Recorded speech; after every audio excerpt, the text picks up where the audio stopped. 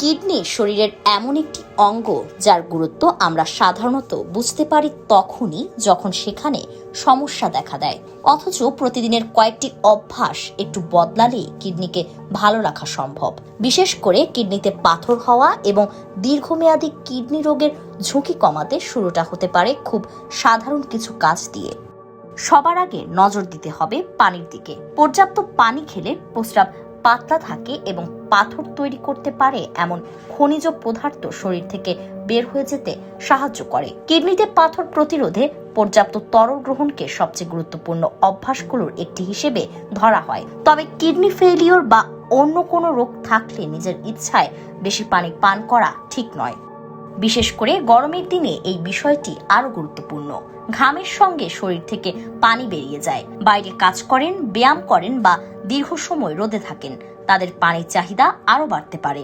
তাই শুধু তৃষ্ণা লাগার অপেক্ষা না করে দিনের বিভিন্ন সময়ে পানি পান করার অভ্যাস করুন। প্রস্রাব খুব গাঢ় হয়ে গেলে সেটিও শরীরে পানির ঘাটতির একটি ইঙ্গিত হতে পারে।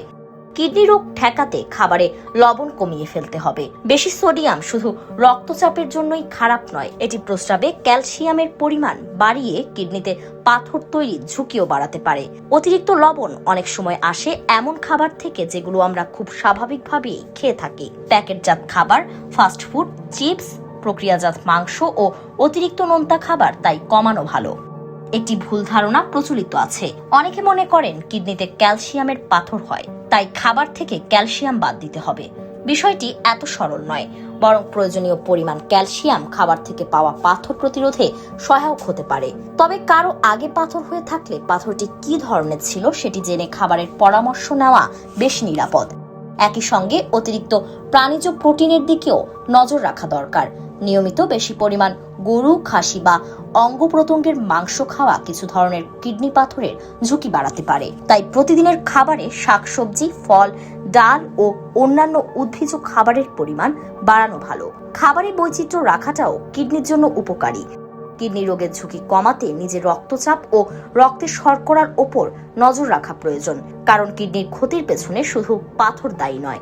ডায়াবেটিস এবং উচ্চ রক্তচাপ দীর্ঘদিন নিয়ন্ত্রণের বাইরে থাকলে কিডনির সূক্ষ্ম রক্তনালীগুলো ক্ষতিগ্রস্ত হতে পারে। 2026 সালের মার্চে প্রকাশিত যুক্তরাষ্ট্রের সিডিসি এর সর্বশেষ তথ্য অনুযায়ী প্রাপ্তবয়স্কদের প্রায় 14% দীর্ঘমেয়াদী কিডনি রোগ রয়েছে। ডায়াবেটিস থাকা প্রাপ্তবয়স্কদের মধ্যে এই হার প্রায় 38%।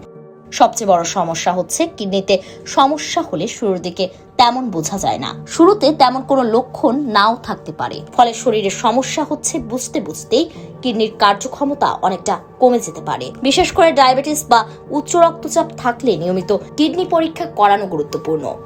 একটি অভ্যাস খুব জরুরি। নিজের ইচ্ছায় নিয়মিত ব্যথার ওষুধ খাবেন না।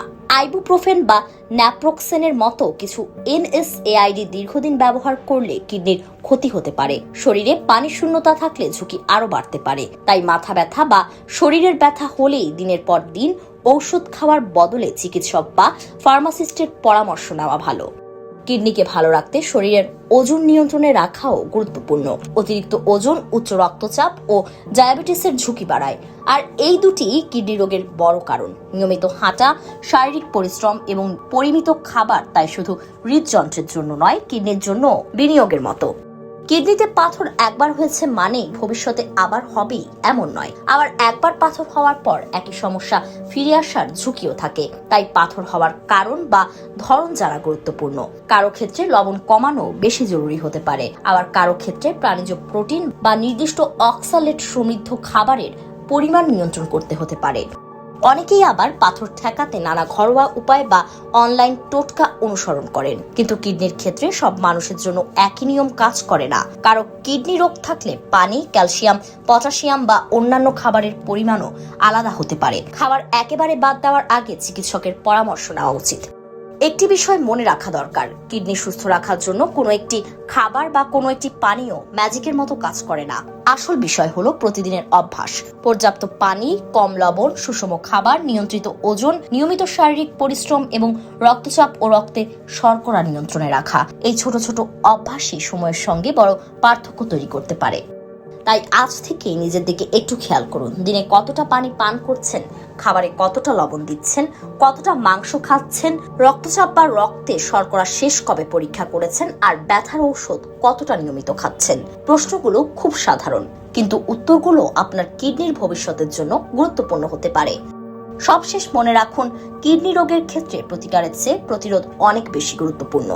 বিশেষ করে আপনার যদি ডায়াবেটিস, উচ্চ রক্তচাপ, অতিরিক্ত ওজন বা পরিবারে কিডনি রোগের ইতিহাস থাকে, তাহলে নিয়মিত স্বাস্থ্য পরীক্ষা করুন।